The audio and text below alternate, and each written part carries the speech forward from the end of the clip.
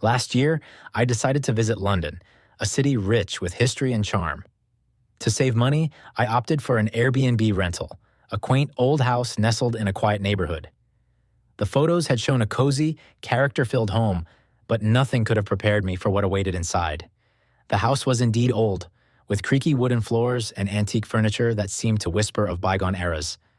I arrived late in the afternoon, the sky already darkening with the promise of rain.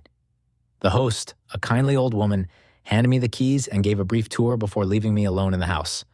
At first, everything seemed fine. I unpacked my bags, made myself a cup of tea, and settled into the living room.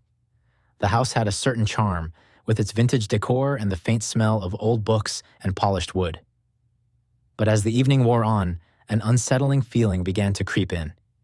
It started with the noises. Soft, barely audible at first. A creak here, a rustle there. I tried to brush it off as the house settling or the wind outside, but the sounds grew louder and more persistent. Every time I thought I could pinpoint their source, they seemed to move, echoing from a different corner of the house. By bedtime, I was on edge. The bedroom was cozy, with a large four-poster bed and heavy curtains that blocked out the streetlights. I climbed under the covers, hoping sleep would come quickly and chase away my unease. But the noises followed me, growing louder in the stillness of the night. I lay in bed, listening intently. The wind howled outside, but inside, it was as if the house was alive. Floorboards creaked as though someone was walking down the hall. The windows rattled, and I swore I heard whispers, low and indistinct, like distant voices trying to communicate. My heart pounded in my chest. I told myself it was just the wind, that old houses made strange noises, but my rational mind couldn't quiet the rising panic. The whispers grew louder, almost intelligible now, and I was certain I could hear footsteps approaching my door. I bolted upright, straining to hear. The footsteps stopped just outside my room, and for a moment, everything was silent. Then, the doorknob began to turn, slowly, deliberately. I froze, my breath catching in my throat. The door creaked open, revealing nothing but darkness beyond. Summoning all my courage, I leapt out of bed and slammed the door shut, locking it. I pressed my back against it, my heart racing. I had to get out of this house. I quickly threw my things into my suitcase, all the while listening for any sign of movement. When I finally gathered the nerve to unlock the door, the house was silent again. I crept down the stairs, every creak and groan of the floorboards setting my nerves on edge. The front door loomed ahead, a beacon of safety. I yanked it open and stepped out into the rain-soaked night. I didn't stop until I reached a nearby hotel. The receptionist gave me a curious look as I checked in, drenched and shaking. I didn't care. All I wanted was to be somewhere safe, somewhere that didn't feel like it was watching me. The next morning, I returned to the Airbnb to collect the rest of my belongings.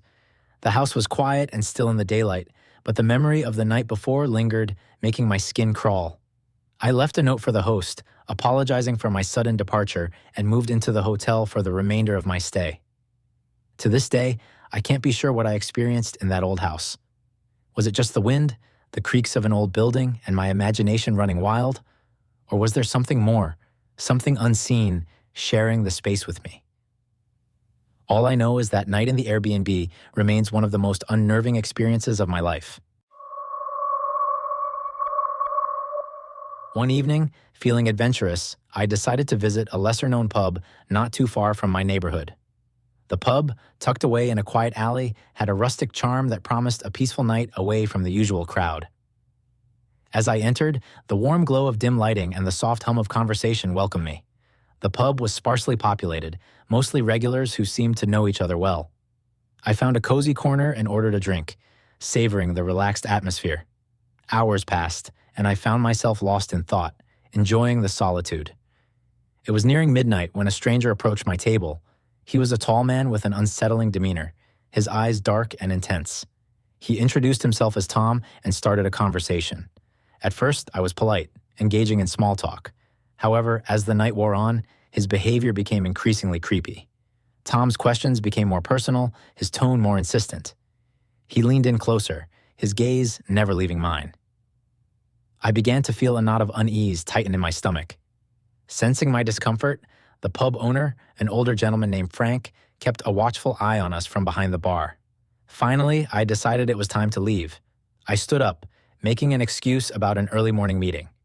Tom, however, insisted on walking me home. My polite refusals only seemed to encourage him.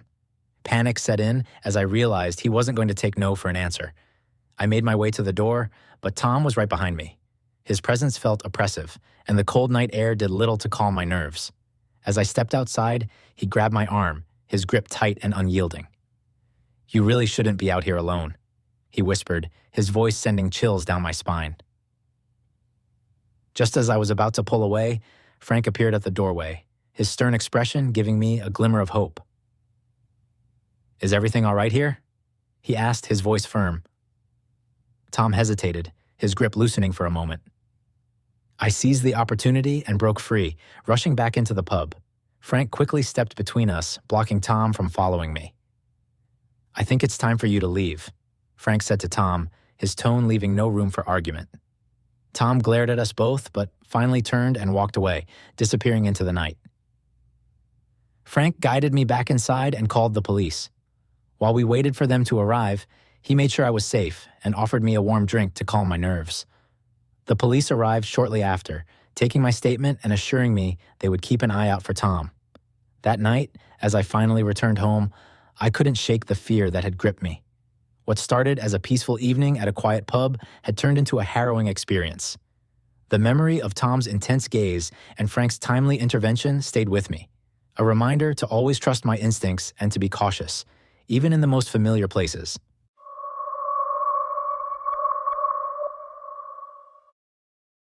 In a cold, unyielding downpour. The streetlights cast a hazy glow through the mist, illuminating the ancient stones of the bridge where I found myself walking alone. The rhythmic patter of raindrops against the cobblestones was the only sound that accompanied me as I hurried my pace. It was late, far later than I had intended to be out.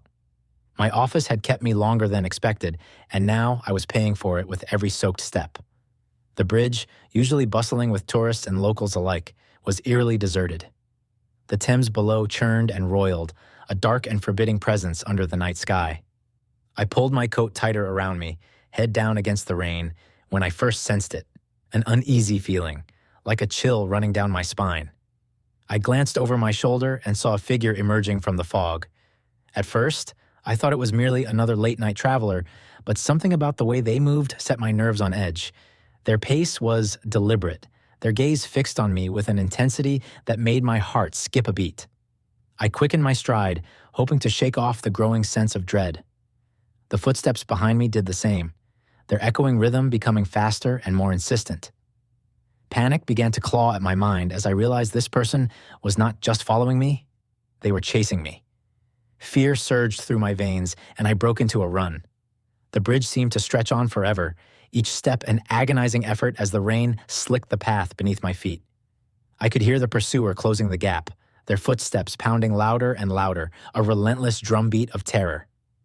Desperation gave me speed.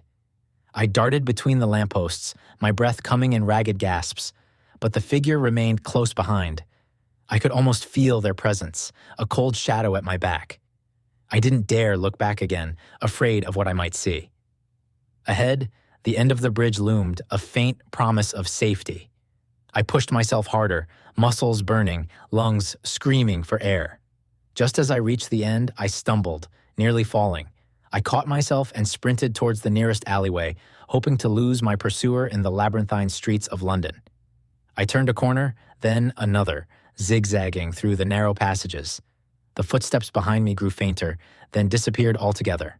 I leaned against a wall, trying to catch my breath, my heart pounding like a drum in my chest.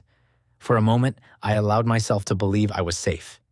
Then, a hand clamped down on my shoulder, icy and unyielding. I spun around, my scream lost in the night as I stared into the face of my pursuer. It was a man, his features shadowed by the brim of a soaked hat, eyes glinting with a predatory gleam. "Running won't save you," he whispered, his voice barely audible over the rain. In a burst of adrenaline, I shoved him away and bolted down the alley. My mind raced, searching for an escape. The streets twisted and turned, each corner offering a fleeting hope of salvation. I could hear him behind me, relentless, unstoppable. Finally, I spotted a small, dimly lit pub at the end of the street. I dashed inside, slamming the door behind me. The warmth and light of the pub were a stark contrast to the terror outside. I collapsed into a chair, trembling, as the bartender gave me a concerned look. "Are you all right, mate?" he asked, setting a steaming mug of tea in front of me. I nodded, unable to find my voice. I glanced out the window, half expecting to see the man standing there, watching. But the street was empty, the rain still falling in a relentless torrent. For the rest of the night, I sat there, nursing my tea, trying to shake off the feeling of being hunted. I never saw the man again, but the memory of that night stayed with me, a haunting reminder of the darkness that can lurk in the most unexpected places.